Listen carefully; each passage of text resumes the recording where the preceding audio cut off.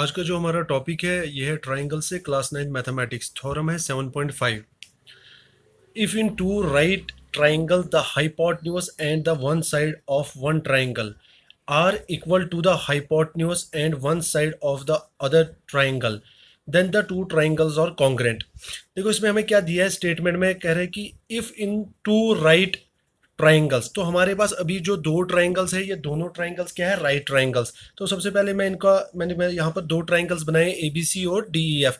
तो मैं इनको राइट ट्राइंगल बना देता हूँ, दोनों को 90 डिग्री यहाँ मैं ड्रा करता हूँ।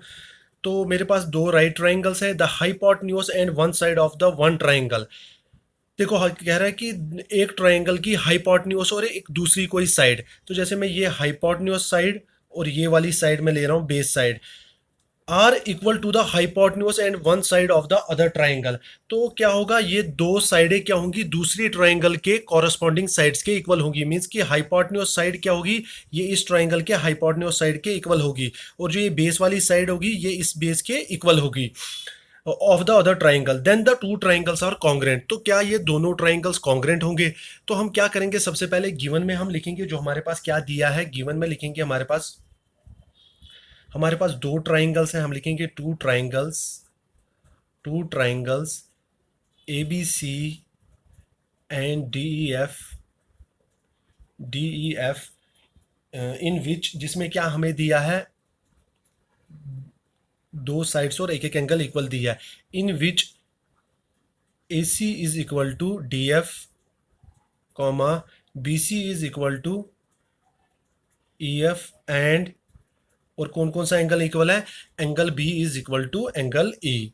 तो ये हमें स्टेटमेंट में ही दिया है। तो अब हमें टू प्रूव इसमें क्या करना है, क्या दो ट्राइंगल्स कॉन्ग्रेंट है। तो हम लिखेंगे टू प्रूव में कौन कौन सा triangle, triangle A B C is congruent to triangle D E F. तो हमें ये बताना है कि ये दो ट्राइंगल आपस में कॉन्ग्रेंट है। तो हम क्या करेंगे, इसके बाद हम कंस्ट्रक्शन करेंगे। कंस्ट्रक्शन में क्या करेंगे, हमारे पास जो ये डी ई एफ ट्राइंगल है, हम क्या करेंगे, जो ये डी लाइन है इसको प्रोड्यूस करेंगे। कितना करेंगे, जितनी हमारे पास ए बी लाइन है इतना हम यहाँ से ई से प्रोड्यूस करेंगे लाइन को। तो कहाँ तक करेंगे, हम उस पॉइंट का नाम दे देंगे, यहाँ पर मैंने पॉइंट का नाम दे दिया जी। तो यहाँ पर मैं ये ई लिखता हूँ यहाँ पर। तो इसको मैं क्या करूँगा, जी को मैं एफ के साथ ज्वाइन करा दूंगा। तो अगर आप देखोगे अब मेरे पास एक और ट्राइंगल बन गया। कौन सा ट्राइंगल बन गया, ई जी एफ। तो मैं यहाँ पर भी लिख देता हूँ ये परपेंडिकुलर होगा, क्योंकि यहाँ पर जो ये ई एफ है हमारे परपेंडिकुलर का काम कर रही है, क्योंकि 90 डिग्री यहाँ पर बन रहा है हमारा। तो अब मैं यहाँ पर कंस्ट्रक्शन में लिखता हूँ कि हमने क्या किया कंस्ट्रक्शन में। तो हम लिखेंगे हमने क्या किया, सबसे पहले जो डी लाइन को इसको प्रोड्यूस कहाँ तक किया, जी तक। तो हम लिखेंगे सबसे पहले प्रोड्यूस डी ई टू जी, कहाँ तक किया, जी सच दैट हमारे पास क्या होना चाहिए, जो हमारी ये लाइन बनी है, कौन सी वाली लाइन सेगमेंट, ई जी, ये किसके इक्वल आनी चाहिए, ए बी के। तो हम लिखेंगे यहाँ पर सच दैट जो हमारी जी ई है वो किसके इक्वल होनी चाहिए, ए बी के। तो उसके बाद हमने क्या किया, ज्वाइन किसको किया, जी एफ को। तो हम यहाँ लिखेंगे ज्वाइन जी एफ। तो ये हमने कंस्ट्रक्शन इसमें की। तो अब क्या करना है हमें, प्रूफ में यही बताना है कि क्या ये दो ट्राइंगल कॉन्ग्रेंट है। कौन कौन सा triangle, triangle A B C और ट्राइंगल डी ई एफ। तो इसको, इन दो ट्राइंगल्स को कॉन्ग्रेंट करने के लिए सबसे पहले हम क्या करेंगे, हम कौन से दो ट्राइंगल लेंगे। मैं दो ट्राइंगल ले रहा हूँ, एक ट्राइंगल लेता हूँ मैं प्रूफ में ट्राइंगल ए बी सी, और दूसरा ट्राइंगल मैं ले रहा हूँ जी ई एफ। तो अब इन दो ट्राइंगल्स को कॉन्ग्रेंट करवाने के लिए हमें पता है कि तीन चीज़ें इनमें आपस में इक्वल होनी चाहिए। तो सबसे पहले मैं प्रूफ में क्या लिखूंगा, in triangle A B C and triangle G E F. तो ये दो ट्राइंगल है मेरे पास। अब हमें देखना है कि इन दो ट्राइंगल्स में आपस में क्या क्या इक्वल है। मैं सबसे पहले लिखता हूं कि ए बी, मेरे पास जो है एंगल ए बी सी, जो ये एंगल है मेरा 90 डिग्री, तो ये किसके इक्वल होगा, एंगल जी ई एफ के, क्योंकि यहाँ पर भी 90 डिग्री बन रहा है। तो मैं लिख सकता हूँ कि एंगल जी ई एफ के। तो इसका रीज़न क्या दे देंगे हम, ईच 90 डिग्री, क्योंकि दोनों हमारे पास जो क्या है 90 डिग्री है। तो ये भी मैं लिख सकता हूँ, मुझे गिवन में ही दिया है जो मेरी बी सी है, तो BC किसके इक्वल है? EF के। तो मैं यहाँ लिख सकता हूँ जो BC है वो किसके इक्वल है? EF के। तो मैं इसको रीजन दे दूंगा क्या? गिवन। क्योंकि हमें गिवन में ही दिया था कि जो ट्राइंगल ABC और DEF है, इनकी जो ये दो साइड्स हाइपोटेन्यूज और जो बेस साइज ये आपस में इक्वल है।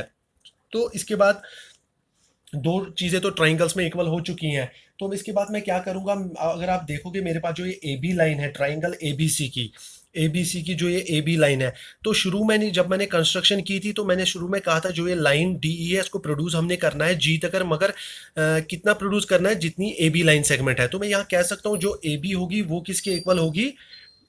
जीई के। क्यों इक्वल होगी? तो इसका रीजन हम दे देंगे बाय कंस्ट्रक्शन, क्योंकि हमने कंस्ट्रक्शन में किया है।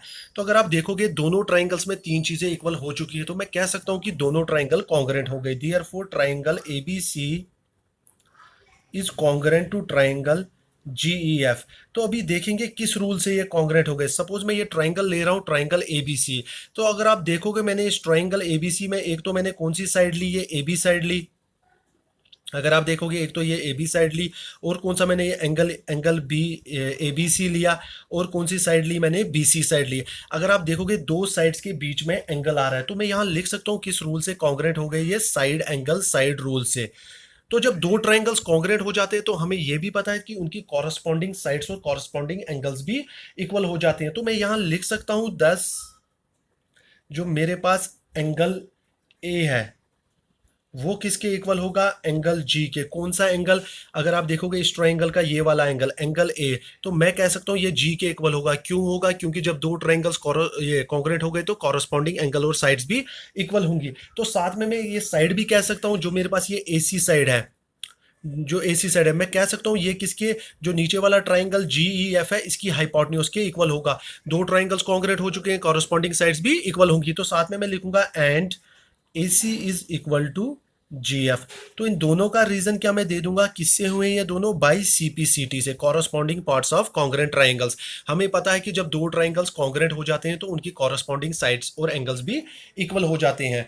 तो अभी अगर आप देखोगे कि अगर हम देखेंगे जो हमारी AC है वो किसके इक्वल आ चुकी है। अगर आप देखोगे ये जो AC लाइन सेगमेंट है ये किसके इक्वल आ चुकी है? GF के। तो मैं ये भी लिख सकता हूँ, अगर आप देखोगे हमने शुरू में बताया था कि जो AC हमें गिवन में दिया था वो DF के इक्वल है, और AC GF के इक्वल भी आ चुकी है। तो मैं ये आपस में ये दो लाइनें भी कह सकता हूँ कि GF और DF भी इक्वल होंगे। तो मैं यहाँ लिख सकता हूँ जो GF होगा also GF is equal to DF।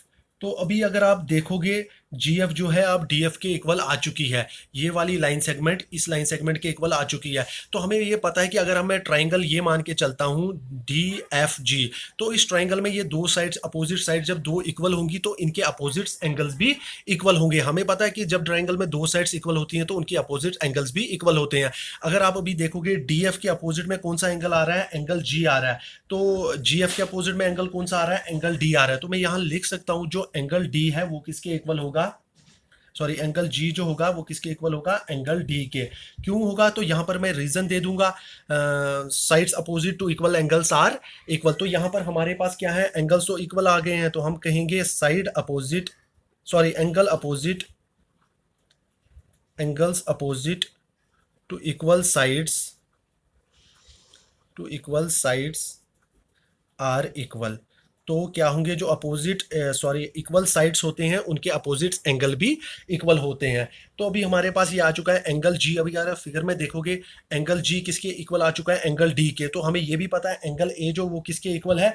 Angle D के। मैं यहाँ पर आल्सो ये भी लिख सकता हूँ कि मुझे पता है कि एंगल ए क्यों, क्योंकि जब एंगल ए आ चुका है जी के इक्वल है, एंगल ए जो है वो जी के इक्वल है और जी जो है वो डी के इक्वल है, तो आपस में ये दो एंगल भी इक्वल होंगे, ए और डी भी इक्वल होगा। तो मैं यहाँ लिख सकता हूँ also, also angle A is equal to angle D. तो अब हम देखेंगे हमारे पास ये आ चुका है कौन कौन सा एंगल। अगर आप देखोगे फिगर में ये मेरे पास आ चुका है, जो एंगल ए है वो किसके इक्वल आ चुका है? एंगल डी के। तो बी तो मेरे पास ऑलरेडी दिया था, जो बी जो है वो एंगल ई के इक्वल है। और अगर साथ में आप देखोगे जो साथ में मेरे पास ये BC लाइन सेगमेंट ये भी मेरे किसके इक्वल थी? EF के। तो मैं कह सकता हूँ कि अगर मैं इन दो ट्राइंगल्स का भी इन दो ट्राइंगल्स को लेता हूँ कॉन्ग्रेंट करवाने के लिए, तो मेरे पास तीन चीजें आ चुकी हैं कि मैं इनको कॉन्ग्रेंट करवा सकता हूँ।